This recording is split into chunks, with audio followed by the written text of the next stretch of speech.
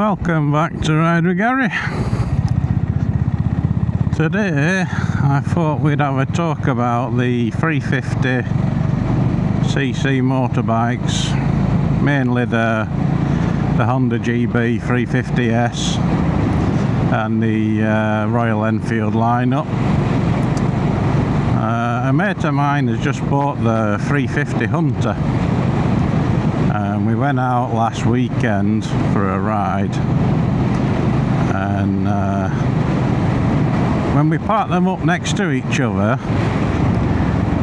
you could clearly see that the Hunter is a lot smaller than the GB is, which you know, I mean, that's the reason my mate bought that bike, because he's only 5'7" or 5'8", I think, and he can flat foot the Hunter perfectly fine. But when he had a sit on my GB, he was on his tiptoes, so it was a bit of a reach for him.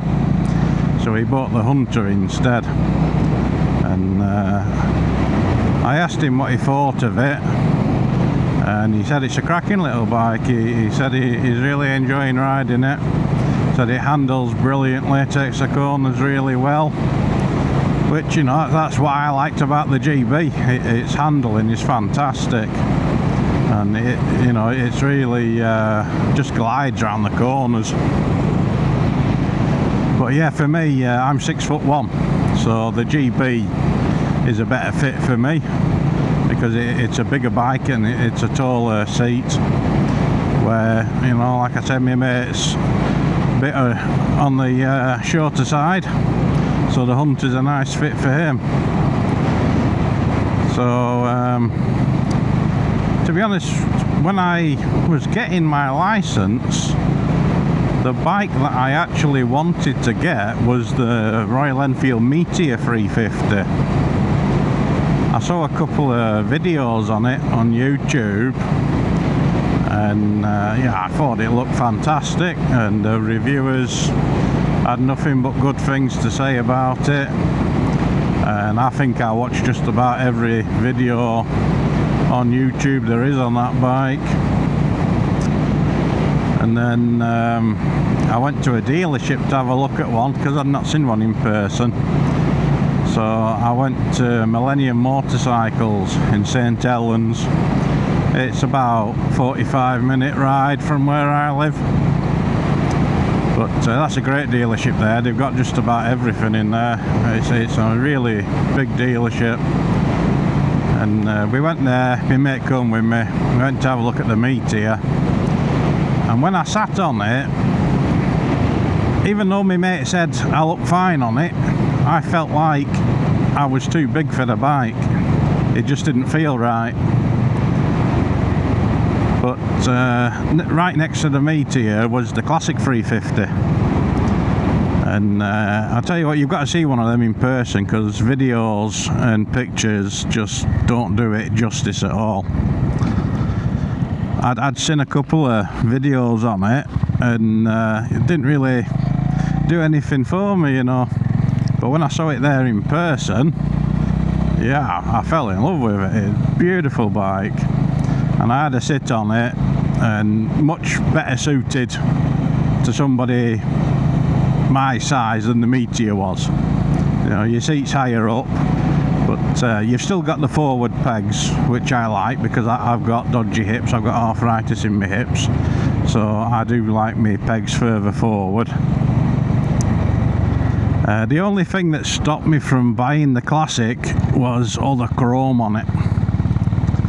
It's just got loads and loads of chrome, and you're just going to be polishing it forever, you know. I like to keep my bikes clean. After every ride, I get my bike clean before I lock it away.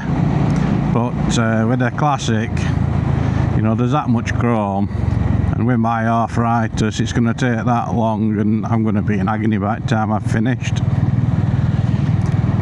So yeah, I decided not to go with the Classic. I believe they do a Bullet 350 as well, but I haven't actually seen that one, so I can't really comment on it. but I chose to go with the Honda, the GB350S.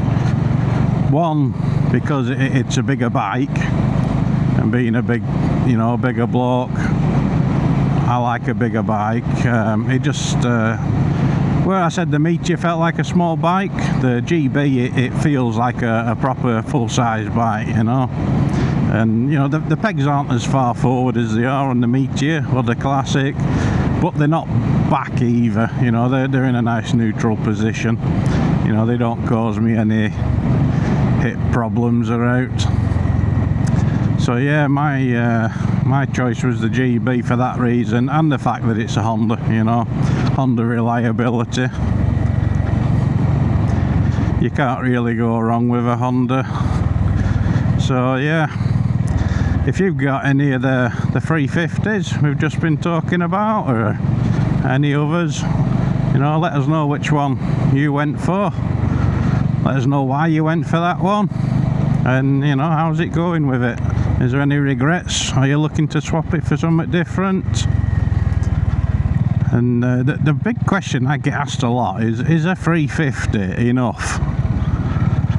And to be honest with you, it's a question I asked myself a few times before I bought this bike, because I had the CB500X, and power and speed wise, that was, you know, it was in the sweet spot for me. It was just right.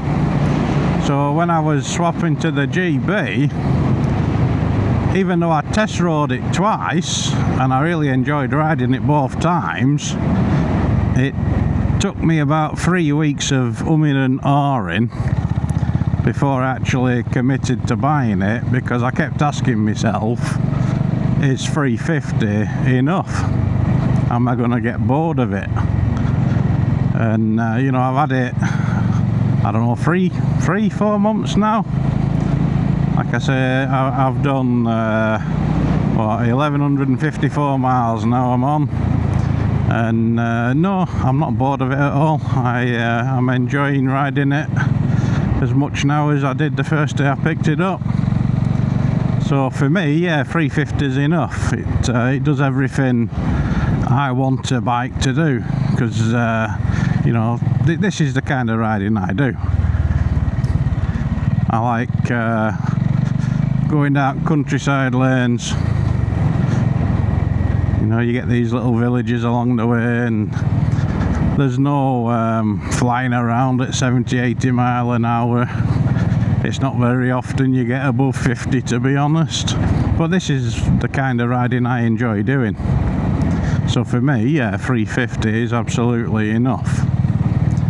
But you know, everybody's different, everybody has their own needs, so let us know what you think on that. Is 350 enough for you, or do you need a bit more than that?